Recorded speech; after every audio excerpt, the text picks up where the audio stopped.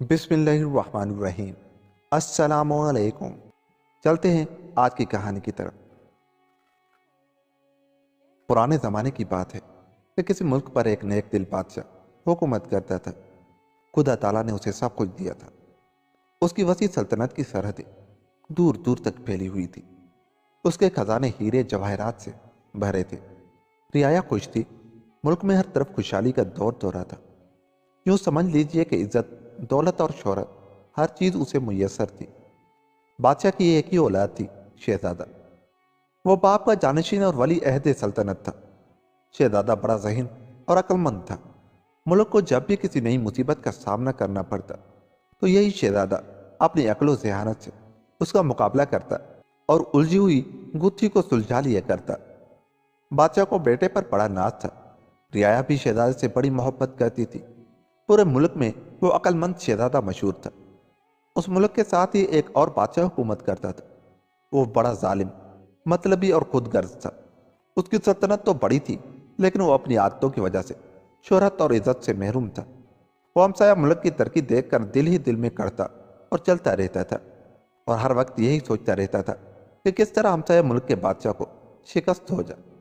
ایک بار اس نے اپنے ایک ایلچی کے ہاتھ بادشاہ کے پاس 4 سوال لکھ کر بھیجے اور کہا کہ ان 4 سوالوں کے فلاں روز تک صحیح جواب نہ دیے گئے تو میں سمجھوں گا کہ تمہارے ملک میں ایک بھی ذہین آدمی نہیں اور تم حکومت کرنے کے اہل نہیں ہو۔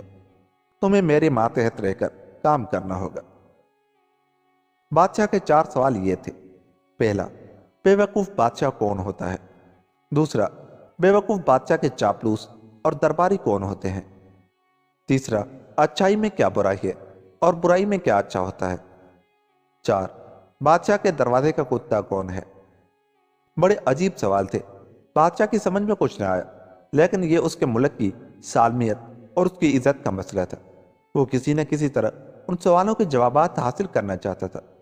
اس نے سوچا کہ بادشاہ تو بے وقوف ہو سکتا ہے، لیکن یہ کیا ضروری ہے کہ اس کے درباری احمق بھی ہوں؟ اس کے علاوہ اچھائی میں کیا برائی اور برائی میں کیا اچھائی ہو سکتی ہے؟ برائی تو ہمیشہ برائی ہوتی ہے اور اچھائی ہمیشہ اچھائی۔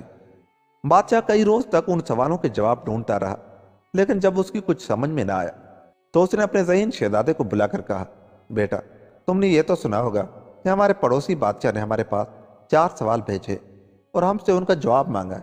یہ ہماری عقل اور دیانت کو ایک بہت بڑی للکار ہے۔ اس کے علاوہ یہ ہماری اور تمہاری عزت کا سوال ہے، اور ان سوالوں کے جواب تلاش نہ کیے گئے تو ہم کسی کو منہ دکھانے کے قابل نہیں رہیں گے۔ اس لیے جس طرح بھی ممکن ہو تمہیں ان سوالات کے جوابات تلاش کرنا چاہیے۔ شہزادے نے کچھ سوچ کر کہا، ابا حضور، آپ فکر نہ کریں، آپ کی عزت ہی ہماری عزت ہے۔ مجھے یقین ہے کہ میں ان سوالوں کے جوابات ضرور تلاش کر سکوں گا۔ آپ ہمسایہ ملک کے بادشاہ سے ان سوالوں کے جوابات کے لیے 2 سال کی مہلت مانگ لیجیے۔ بادشاہ نے پڑوسی ملک کے سوال کرنے والے بادشاہ سے 2 سال کی مہلت لے لی۔ پڑوسی بادشاہ نے یہ سوچ کر کے اس بادشاہ کے ملک کا کوئی بھی شخص 2 برس میں بھی ان سوالوں کے جواب صحیح طور پر نہیں دے سکے گا، یہ مہلت دے دی۔ آہستہ آہستہ 3 گزرے اور 6 ماہ گزر گئے۔ بادشاہ اور شہزادہ دونوں ہی ان سوالوں کو بھول گئے۔ ایک دن اچانک بادشاہ کو ان سوالوں کو خیال آیا اور اس نے شہزادے سے پوچھا، کیوں بیٹا، ان سوالوں کا ابھی تک تم نے کوئی حل نہیں ڈھونڈا؟ اب تو اس بات کو 6 مہینے ہو گئے ہیں۔ شہزادے نے جواب دیا، حضور، میں ملک کے کاموں میں اتنا پھنسا رہا کہ ایک لمحے کی بھی فرصت نہیں ملی۔ آپ مجھے چند روز کے لیے ملک سے باہر جانے کی اجازت دے دیجیے تاکہ میں گھوم پھر کر آزادی کے ساتھ ان سوالات پر غور کروں اور ان کا کوئی حل ڈھونڈ کر لا سکوں۔ بادشاہ نے بادل نخواستہ شہزادے کو اپنے ملک سے باہر جانے کی اجازت دے دی۔ شہزادے نے اسی روز ایک سوداگر کا بھیت بدلا اور ضروری سامان لے کر اسی بادشاہ کے ملک کی طرف چل دی جس نے یہ سوال لکھ کر بھیجے تھے۔ کئی دن اور کئی راتیں چلنے کے بعد جب شہزادہ اس بادشاہ کے ملک پہنچا تو شام ہو چکی تھی۔ شہزادے نے سوچا کہ اس ملک کے لوگ معلوم نہیں کیسے ہوں گے، اس لیے ایک اجنبی کا رات کے وقت شہر جانا مناسب نہیں ہے۔ یہ سوچ کر شہزادے نے شہر سے باہر ہی رات گزارنے کا ارادہ کیا اور نگاہ اٹھا کر ادھر ادھر جگہ تلاش کرنے لگا۔ قریب ہی ایک چھوٹا سا مکان تھا جس میں سے دھیمی دھیمی روشنی آ رہی تھی۔ شہزادے نے سوچا کہ آج کی رات اسی گھر میں بسر کرنی چاہیے۔ شہزادے نے اس کے مکان کے قریب پہنچ کر دروازہ کھٹکھٹایا۔ چند لمحوں کے بعد ایک عورت نے دروازہ کھولا اور بولی، آپ کون ہیں؟ مجھ سے کیا چاہتے ہیں؟ شہزادے نے نہایت نرمی سے کہا، میں تو ایک پردیسی سوداگر ہوں، گھومتا پھرتا آج ادھر نکل آیا ہوں۔ میں آپ کے گھر صرف ایک رات قیام کرنا چاہتا ہوں، کیا آپ مجھے اس کی اجازت دیں گی؟ عورت ایک لمحے کے لیے جھجکی۔ اس نے کہا لیکن میں تو… شہزادہ اس کی بات کاٹ کر بولا، میں آپ کو یقین دلاتا ہوں کہ میں برا آدمی نہیں ہوں، میں آپ کو کسی طرح کا بھی نقصان نہیں پہنچاؤں۔ عورت خوبصورت اور نوجوان تھی۔ وہ شہزادے کو گھر کے اندر لے گئی اور اسے کھانا کھلایا۔ اس کے بعد اس کے پاس آگ کی انگیٹھی رکھ دی اور اس کے آرام کے لیے بچھونا بچھا دیا۔ شہزادہ ساری رات بڑے آرام اور سکون سے سوئے۔ صبح اٹھ کر جب شہزادہ جانے لگا تو اس نے عورت سے کہا، آپ نے میری جو آؤ بھگت کی اس کے لیے میں آپ کا شکر گزار ہوں، لیکن آپ نے یہ تو بتایا ہی نہیں کہ آپ کون ہیں اور کیا کرتی ہے۔ عورت بولی، اجنبی نوجوان، یہ تو تم نے دیکھ ہی لیا ہوگا کہ میں اس گھر میں اکیلی رہتی ہوں، میرا اس بڑی دنیا میں اپنا کوئی نہیں ہے، میں بادشاہ کے دربار کی ایک معمولی کنیز ہوں، صبح سے شام تک محنت کرنے پر جو کچھ مل جاتا ہے اسی سے اپنا پیٹ پال دی۔ عورت کی کہانی سن کر شہزادہ بہت متاثر ہوا۔ اس نے اسے کچھ اشرفیاں دینا چاہیں، لیکن عورت نے پختہ لہجے میں کہا، میں نے ایک معزز مہمان سمجھ کر آپ کو اپنے یہاں ٹھہرایا ہے، اور مہمان سے قیمت وصول کرنا میں سمجھتی ہوں کوئی بھی شخص گوارا نہیں کرے گا۔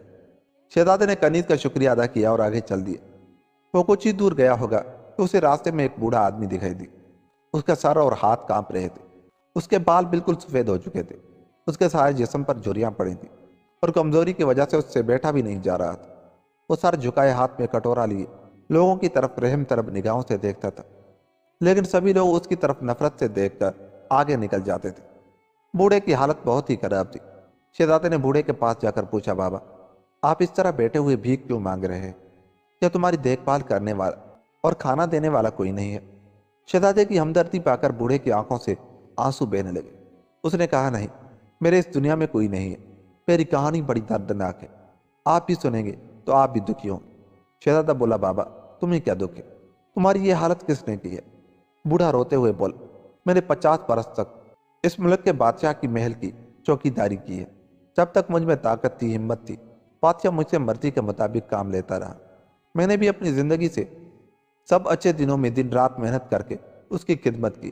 اس کا اشارہ پاتے ہی میں نے اس کا مشکل سے مشکل کام کر ڈالا، لیکن جب میں بوڑھا ہوا اور میرے بال سفید ہونے لگے تو اس نے مجھے دودھ کی مکھی کی طرح نکال پھینکا اور میری جگہ ایک دوسرا جوان آدمی رکھ دی۔ ایسا کرتے وقت اس نے ایک بار بھی نہیں سوچا کہ جس آدمی نے اس کی 50 برس تک خدمت کی ہے وہ اب بڑھاپے میں کہاں جائے گا۔ میں مجبور تھا، میں کیا کر سکتا تھا؟ وہ ٹھہرا ایک بادشاہ اور میں راستے کا بھکاری، اس بڑھاپے میں کوئی کام نہیں کر سکتا، اب تو بھیک مانگنے کے سوا کوئی راستہ نہیں ہے۔ شہزادے کو بوڑھے پر بڑا ترس آیا۔ وہ اسے چند اشرفیاں دے کر آگے بڑھ گئے۔ چلتے چلتے شہزادہ بادشاہ کے دربار پہنچے۔ وہاں بادشاہ بڑی شان سے اپنے درباریوں کے بیچ میں بیٹھا تھا۔ اس کے خوشامدی درباری اس کی خوب تعریفیں کر رہے تھے۔ شہزادہ دربار میں پہنچ کر ایک کونے میں بیٹھ گیا، لیکن بادشاہ اپنے درباریوں کی خوشامد اور چاپلوسی میں اتنا الجھا ہوا تھا کہ اسے ایک بار بھی نگاہ اوپر اٹھا کر شہزادے کو دیکھنے کی فرصت نہ ملی۔ شہزادہ شام تک دربار میں چپ چاپ بیٹھا یہ تماشا دیکھتا رہا۔ بادشاہ نے ایک بار بھی شہزادے کی طرف نہیں دیکھا تو وہ بہت دکھی سا ہو کر اور خاموشی کے ساتھ اٹھ کر دربار سے نکل گئے، لیکن اس نے ہمت نہ ہاری۔ دوسرے دن صبح وہ پھر بادشاہ کے دربار میں جا بیٹھا۔ اس نے دیکھا کہ بادشاہ کے درباری اسے اس کی سخاوت کی جھوٹی کہانیاں سنا کر خوش کر رہے ہیں۔ وہ اسے یہ بھی بتا رہے ہیں کہ ملک میں کوئی غریب اور دکھی نہیں ہے۔ کوئی درباری بادشاہ کی تعریف میں قصیدے پڑھ رہا ہے اور بادشاہ اس سے خوش ہو کر اسے منہ مانگا انعام دے رہا ہے۔ شہزادے نے بھی اسی ترکیب سے کام لینا مناسب سمجھا۔ اس نے بادشاہ کی تعریف میں ایک خوبصورت سا قصیدہ لکھا اور موقع پا کر بولا، حضور سلامت رہیں، میں بچپن سے ہی آپ کی دریا دلی اور سخاوت کی داستانیں سنتا آ رہا ہوں۔ میں آپ کے ملک میں جہاں بھی گیا ہوں میں نے یہی سنا کہ لوگوں کے دکھ سکھ کا خیال کرنے والا آپ سے بڑا بادشاہ اس دنیا میں دوسرا نہیں ہے۔ میرے دل میں بھی آپ کو دیکھنے کا شوق پیدا ہوا اور خدا تعالیٰ کا شکر ہے کہ آج میرا یہ شوق پورا ہوا۔ بادشاہ دل ہی دل میں بہت خوش ہوا۔ اس نے پوچھا، تم کون ہو اور کہاں سے آئے ہو؟ شہزادے نے بڑے ادب سے کہا، حضور میں ایک پردیسی ہوں، شاعری میرا پیشہ ہے، لیکن پچھلے دنوں میں جہاں بھی گیا مجھے کوئی ایسی چیز دیکھنے کو نہیں ملی جس پر میں کچھ شاعری کرتا۔ کل آپ کے ملک میں آیا اور آپ کی تعریف سن کر بہت خوش ہوا اور ایک خوبصورت نظم لکھی ہے، آپ فرمائیں تو ابھی عرض کروں۔ بادشاہ جو ایسی تعریفیں سننے کا عادی تھا خوشی سے پھولا نہ سمایا۔ اس نے کہا، ہم تم سے بہت خوش ہیں، تم ہمیں وہ نظم سناؤ جو تم نے کل لکھی ہے۔ شہزادے نے بڑی ہی دلکش آواز میں بادشاہ کی تعریف میں لکھا ہوا قصیدہ پڑھ کر سنا دیا۔ بادشاہ اسے سن کر بہت خوش ہوا اور شہزادے کو دربار میں رکھ لیا۔ تھوڑے ہی دنوں بعد شہزادہ دربار کا خاص شاعر بن گیا۔ اب شہزادے نے بادشاہ کی تعریف کرنا شروع کی۔ وہ وقت بے وقت بادشاہ کی تعریفوں کے پل باندھا کرتا۔ آہستہ آہستہ بادشاہ شہزادے سے اتنا مانوس ہوا کہ اس نے شہزادے کو اپنا وزیر بنا لیا اور اپنی لڑکی کی شادی اس سے کر دی۔ بادشاہ نے وزیر کے لیے ایک عالیشان محل بھی بنوا دیا جس میں شہزادہ اور اس کی بیوی بڑے آرام سے رہنے لگے۔ اس واقعے کے کچھ دنوں کے بعد بادشاہ کے لڑکے نے اس کے ساتھ شکار کھیلنے کی خواہش کا اظہار کیا۔ وزیر عقل مند شہزادہ فوراً تیار ہو گئے۔ دونوں نے شاہی استبل سے عمدہ گھوڑے دیے اور شکار کے لیے جنگل کی طرف چل دیے۔ چلتے چلتے وہ لوگ جنگل میں بہت دور نکل گئے، لیکن ان کے ہاتھ کوئی بھی شکار نہیں لگا۔ آخرکار جب شام ہو گئی تو وہ مایوس ہو کر گھر واپس آنے لگے۔ وہ واپس لوٹ ہی رہے تھے کہ انہیں سامنے سے ایک چیتا آتا ہوا دکھائی دیا۔ ان دونوں نے اس پر ایک ساتھ تیر چلا اور ان کے تیر لگتے ہی چیتا مر گیا۔ چیتا تو مر گیا، لیکن ان کے لیے اسے گھر لے جانا بہت مشکل تھا، کیونکہ وہ بہت بڑا تھا اور گھوڑے پر آسانی سے نہیں لادا جا سکتا تھا۔ وہ دونوں بہت دیر تک سوچتے رہے، لیکن کوئی بھی تدبیر ان کے سمجھ میں نہ آئی۔ بڑی دیر بعد انہوں نے یہ فیصلہ کیا کہ چیتے کا سر کاٹ کر اپنے ساتھ لے جائیں اور اس کا دھڑ یہیں چھوڑ دیں۔ چیتے کا سر کاٹ دیا گیا اور وزیر نے اسے ایک کپڑے میں لپیٹ کر اپنے گھوڑے سے باندھا، اور اس کے بعد وہ دونوں گھر کی طرف چلے۔ راستے میں شہزادی کے بھائی کا کوئی دوست رہتا تھا۔ جب وہ اس کے گھر کے آگے سے گزرے تو اس نے شہزادے کو رات بھر کے لیے وہیں ٹھہرنے کو کہا، کیونکہ وہ بھی بہت تھک گیا تھا۔ اس نے وزیر سے کہا، میں بہت تھک گیا ہوں اور رات بھی کافی ہو گئی ہے، میں آج یہی ٹھہروں گا اور کل شام تک محل میں واپس پہنچ جاؤں گا۔ شہزادہ وہیں ٹھہر گیا اور وزیر پریشان سا اپنے محل میں واپس پہنچا۔ اس کی بیوی بہت دیر سے اس کی راہ تک رہی تھی۔ اس نے شوہر سے پوچھا، تم کہاں رہ گئے تھے؟ میرا تو فکر کے مارے دم نکلا جا رہا تھا۔ وزیر نے کہا، یہ سب باتیں بعد میں کرنا، پہلے مجھے ایک پھاوڑا لا دو، اس وقت مجھے اس کی سخت ضرورت ہے۔ اس کی بیوی کی کچھ سمجھ میں نہ آیا۔ اس نے پوچھا، اس وقت تم پھاوڑے کا کیا کرو گے اور تم اتنے پریشان اور گھبرائے ہوئے کیوں؟ وزیر نے کہا، تمہاری ان باتوں کا جواب دینے کے لیے میرے پاس وقت نہیں ہے، مجھے جلد ہی ایک پھاوڑا چاہیے۔ اس کی بیوی نے اس کا ہاتھ پکڑ کر کہا، تم کیسی بے کی باتیں کر رہے ہو، صاف صاف بتاؤ آخر کیا بات ہے۔ وزیر کا سانس پھول رہا تھا۔ اس نے کہا، مجھ سے ایک غلطی ہو گئی، میں تمہیں نہیں بتانا چاہتا، اور تمہیں اس کا پتہ چل گیا اور تمہارے منہ سے وہ بات بادشاہ تک جب پہنچی تو میں مارا چاہوں گا، اس لیے تم چپ چاپ جیسا میں کہتا ہوں ویسا ہی کر۔ اب تو اس کی بیوی یعنی شہزادی کا ماتھا ٹھنکا۔ وہ بہت ضد کرنے لگی اور بولی، میں تو تمہاری بیوی ہوں، کیا تمہیں مجھ پر اتنا بھی بھروسہ نہیں ہے؟ میں تم سے وعدہ کرتی ہوں کہ یہ بات کسی سے نہیں کہوں گی۔ تم مجھے بتاؤ کہ پھاوڑے کا کیا کرو گی؟ وزیر نے کہا، وہ راز میں تمہیں بتاتا ہوں، لیکن یاد رکھو اگر کسی پر ظاہر کیا تو تم ہمیشہ کے لیے مجھ سے ہاتھ دھو بیٹھو گی۔ آج میں تمہارے بھائی یعنی شہزادے کے ساتھ شکار کھیلنے کے لیے جنگل میں گیا تھا۔ وہاں ہم نے ایک چیتے کا شکار کیا۔ شہزادہ کہتا تھا کہ چیتا اس کے تیر سے مرا ہے، لیکن مجھے پورا یقین تھا کہ میں نے ہی اسے مارا ہے۔ اس بات پر ہم دونوں میں تکرار ہو گئی۔ میں نے غصے میں آ کر شہزادے کو مار دیا۔ میں دھڑ کو تو جنگل میں ہی چھوڑ آیا، لیکن سر کاٹ کر اپنے ساتھ لے آیا ہوں اور اب اسی سر کو یہاں کہیں دفن کرنا چاہتا ہوں۔ صرف دھڑ کو دیکھ کر کوئی بھی نہیں پہچان سکے گا یہ کون شخص ہے۔ اس طرح کسی کو پتہ بھی نہیں لگے گا کہ شہزادہ کہاں ہے۔ یہ سنتے ہی شہزادی زور زور سے رونے لگی۔ وزیر نے اسے بہت سمجھایا، لیکن اس نے اس کی بالکل کوئی بات نہ سنی۔ آخر وزیر خود ہی کہیں سے ایک پھاوڑا لایا اور محل کے باغیچے میں ایک گڑھا کھود کر اپنی بیوی کے سامنے کپڑے میں لپیٹا ہوا سر اس میں دبا دی۔ شہزادی رات پر اپنے بھائی کی یاد میں روتی رہی اور اس نے اپنے شوہر سے کوئی بات نہ کی۔ اگلے دن صبح سویرے شہزادی اٹھ کر روتی چلاتی بادشاہ کے محل میں پہنچی اور رو رو کا ساری کہانی اپنی ماں کو سنائی۔ رانی کو اپنے بیٹے سے بڑا پیار تھا۔ وہ یہ سنتے ہی بے ہوش ہو کر گر پڑی۔ اسی وقت محل میں تہلکا مچ گیا۔ بادشاہ دوڑا ہوا آیا۔ جب اس نے شہزادے کے قتل کی خبر سنی تو اس کے غصے کی کوئی انتہا نہ رہی۔ اس نے فوراً سپاہیوں کو حکم دیا کہ وہ وزیر کو گرفتار کر کے دربار میں لائے۔ تھوڑی ہی دیر میں بادشاہ کے سپاہی وزیر کو بیڑیاں پہنا کر بادشاہ کے دربار میں لے آئے۔ جو لوگ وزیر سے حسد کرتے تھے وہ اس وقت بہت خوش ہو رہے تھے۔ بادشاہ نے وزیر کو دیکھتے ہی زور سے زمین پر پاؤں مارتے ہوئے کہا، تم نے میرے بیٹے کو مارنے کی جرات کیسے کی؟ کیا تم یہ بھول گئے کہ میں نے تم پر کتنے احسان کیے ہیں؟